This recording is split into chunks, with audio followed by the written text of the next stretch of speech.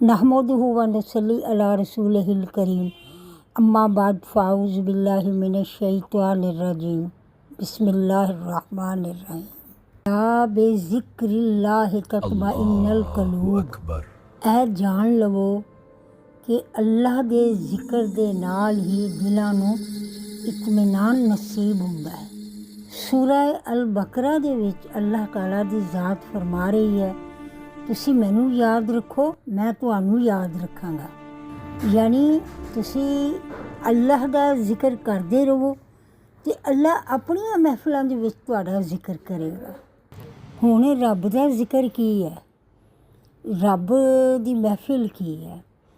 रब दी महफिल दे विच मलाइका होणगे, अल्लाह ताला दियां मुकर्रब रूहां होणगियां, अर्शां दे उत्ते अल्लाह ताला दियां महफिलां लगदियां होणगियां और उन्हां महफिलां दे विच जिहड़े ज़मीन दे उत्ते रब दा जिक्र करदे ने उन्हां दा जिक्र आसमानां ते हो रिहा होएगा।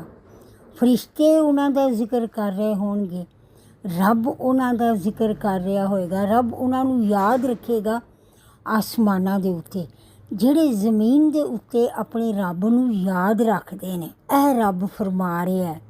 ते दूसरा यह दस रहा है कि रब कि तुहाडे दिलां नूं जदों बेसकूनी होवे, जदों तुसी इर्द गिर्द दे माहौल तो इन्ने क तंग हो जाओ कि साह लेना मुश्किल हो जाए, तो फिर अल्लाह दा जिक्र करो। अल्लाह दा जिक्र ही दिलां नूं इत्मीनान दिंदा है।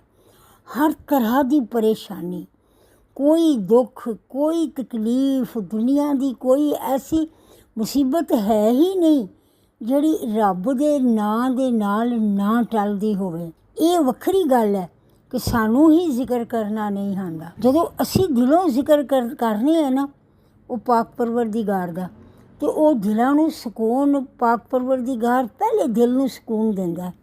ਜਿਸ ਤਰ੍ਹਾਂ ਅਸੀਂ ਜਾ ਕੇ ਕਿਸੇ ਵੱਡੇ ਬੰਦੇ ਦੇ ਕੋਲ ਉਹਦੇ ਕੋਲ ਆਪਣਾ ਮਸਲਾ ਬਿਆਨ ਕਰਨੇ ਹੈ, ਅਤੇ ਫਿਰ ਅਸੀਂ ਸਮਝਦੇ ਹਾਂ ਕਿ ਹੁਣ ਇਸ ਤੋਂ ਵੱਡਾ ਅਤੇ ਤਾਕਤਵਰ ਬੰਦਾ ਹੀ ਕੋਈ ਨਹੀਂ ਨਾ, ਮੈਂ ਆਪਣਾ ਮਸਲਾ ਹੁਣ ਇਹਨੂੰ ਦੱਸ ਦਿੱਤਾ, ਇਹਨੇ ਮੇਰੇ ਨਾਲ ਵਾਅਦਾ ਕਰ ਲਿਆ ਮੇਰੀ ਮਦਦ ਕਰਨ ਦਾ, ਅਤੇ ਹੁਣ ਮੈਨੂੰ ਕਿਸੇ ਕੋਲੋਂ ਡਰਨ ਦੀ ਲੋੜ ਕੋਈ ਨਹੀਂ, ਮੇਰਾ ਮਸਲਾ ਇੱਥੇ ਹੱਲ ਹੋ ਗਿਆ।